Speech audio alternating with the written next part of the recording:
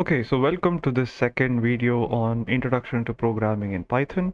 In the last video, I basically just introduced you to how to install Python, Anaconda, and Jupyter notebooks. Right, so as I mentioned, there are different ways of writing and executing Python code. And for the most part, at least in this particular course, I'll be using Jupyter notebooks for writing code. There are many advantages. As I mentioned, you can document Jupyter code extremely well using Markdown. If you're writing code in a file, then if you want to sort of comment it, you can use single line comments like this is a comment, or multi-line comments such as this.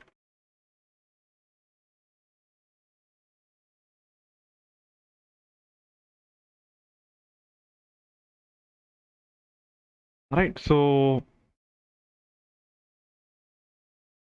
and you can execute Python code if you're writing it using in a .py file. Then you can execute Python code from the terminal by just using Python file name .py. Okay. You can also use, as I mentioned, you can also use an IDE for executing Python code. In this case, I'm using Visual Studio Code. You can also load Jupyter notebooks in Visual Studio Code. For this, you'll have to add a few extensions. You can go to extensions, and there's an extension called for Python. There is also an extension for Jupyter Notebook. So if you have these two, yeah, Jupyter. Right, so if you have these two extensions installed, then that's good enough. Now, uh, recall that I had asked that I recommended that you install Python using Anaconda. One of the main reasons is because it lets you install what are called virtual environments, and I'll quickly introduce you to those. Okay. So what is a virtual environment? Now, when you're using Python code, you'll typically be using a number of different libraries.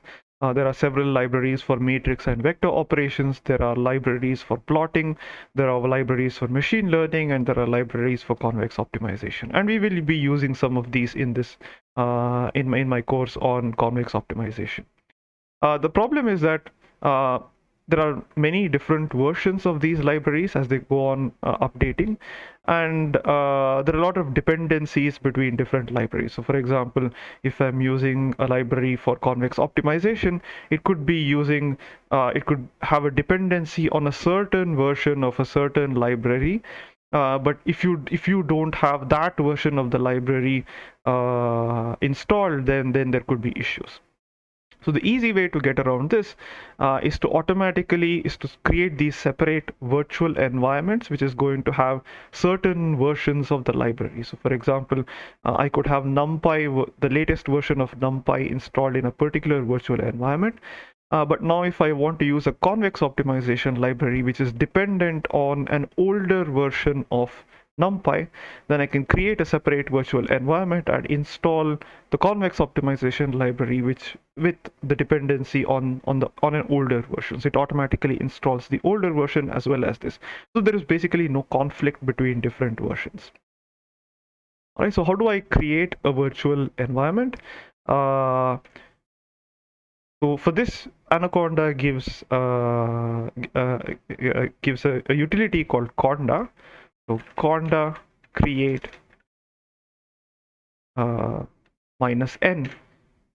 will create a new virtual environment, but you also need to specify the name of the virtual environment. So let's say I want to create a new virtual environment called, say, Convex Opt 2023. Okay, so this creates a new virtual environment. Let's proceed. And this has created a new virtual environment. I'm not in that virtual environment yet. So in order to move to this virtual environment, I just have to do conda activate convex opt 2023. right? So this activates the convex optimization virtual environment, and now I can install different libraries that I want. So if you want to install a particular library, I can do a conda install numpy matplotlib scipy. Okay, maybe I just want NumPy and Matplotlib libraries. We'll see these libraries a few videos later. But suppose I want to install these libraries, conda install NumPy Matplotlib. I just have to just do conda install NumPy Matplotlib, and it will automatically install these. All right, so you can think of conda as a manager which manages different virtual environments, but also helps you in installing libraries and their dependencies. So remember that all I wanted to do was install conda and these two libraries, but also it checked what the dependencies were, that these two libraries also depend on a number of other packages, and it automatically installs all of these. So it's a convenient way of installing and managing libraries. All right. Uh, Now, as I mentioned, I can use Anaconda. I can use Anaconda to install different libraries, and I can also execute Python code on Jupyter notebooks or using something like Visual Studio Code. Right. So Jupyter notebooks typically have the extension .ipynb. All right, so here I have a notebook called ipynb. So let me create a new Jupyter notebook, basics.ipynb. Okay, so this automatically creates a new Jupyter notebook, and Visual Studio Code has automatically identified that this is a Jupyter notebook. Now at the right, I can select which virtual environment. I have multiple virtual environments installed, and I can use one of these. Now I guess the new environment has not shown up yet, so probably if I close this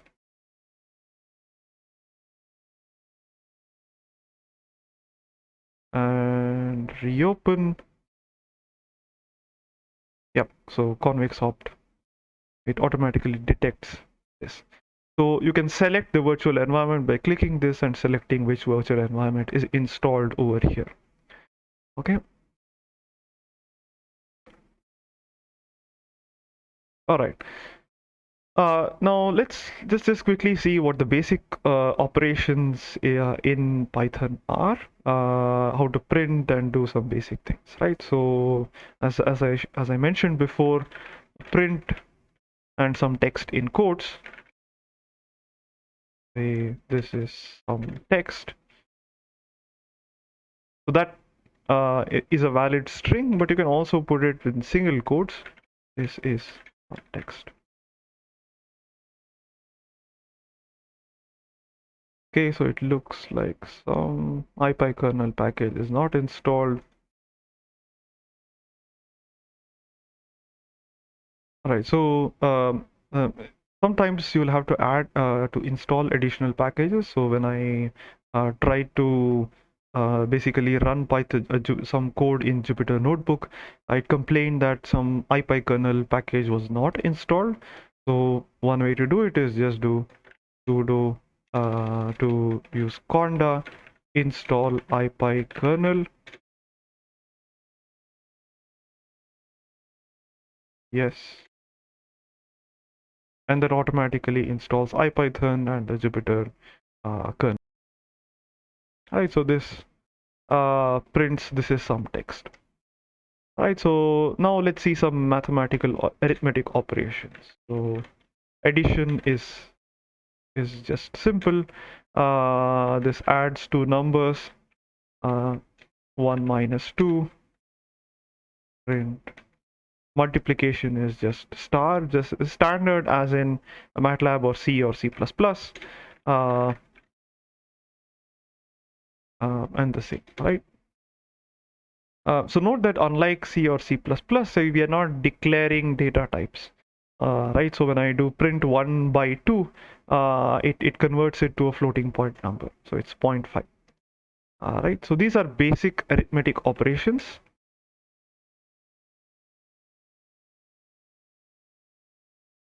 But there are some more arithmetic operations. So if I do print 1, 2 with with a double slash, that gives 0. So 1 slash slash 2 is basically the integer. This is essentially integer division. Right. Uh, so this gives the quotient when you divide 1 by 2.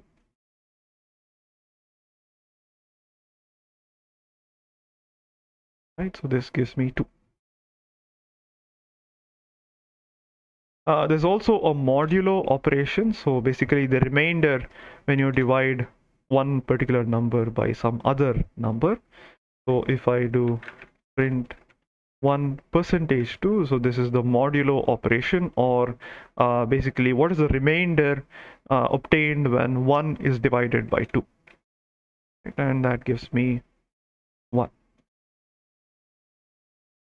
Okay, so these are the basic arithmetic operations. And now there are also some logical operations.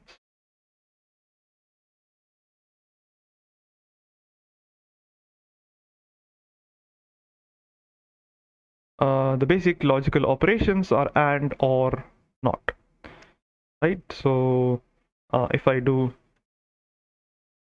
and the basic logical values are true or false. Right? So true and false gives me false. So here true, false, and are all keywords. Okay.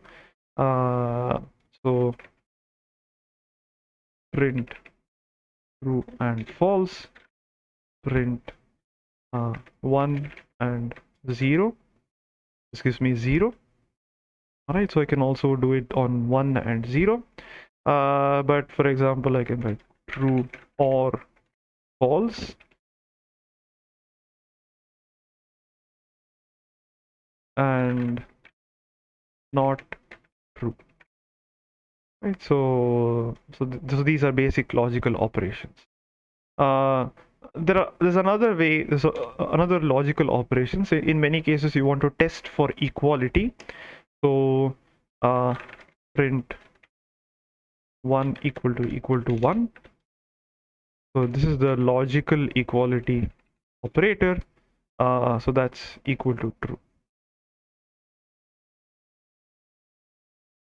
You want to say check if one quantity is not equal to another quantity, 1 not equal to 2. So the exclamation is also a not operator.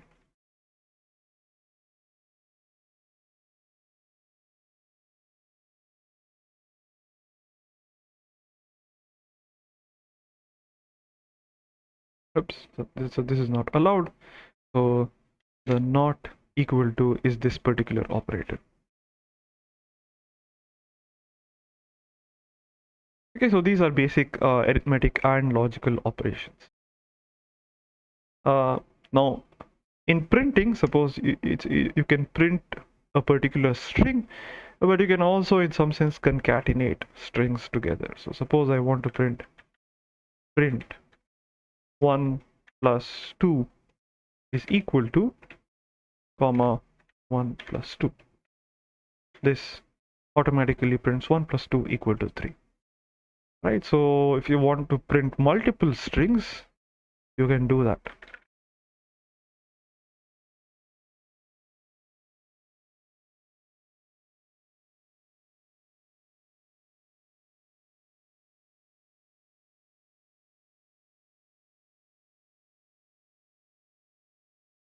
Okay, so Python gives you this particular flexibility.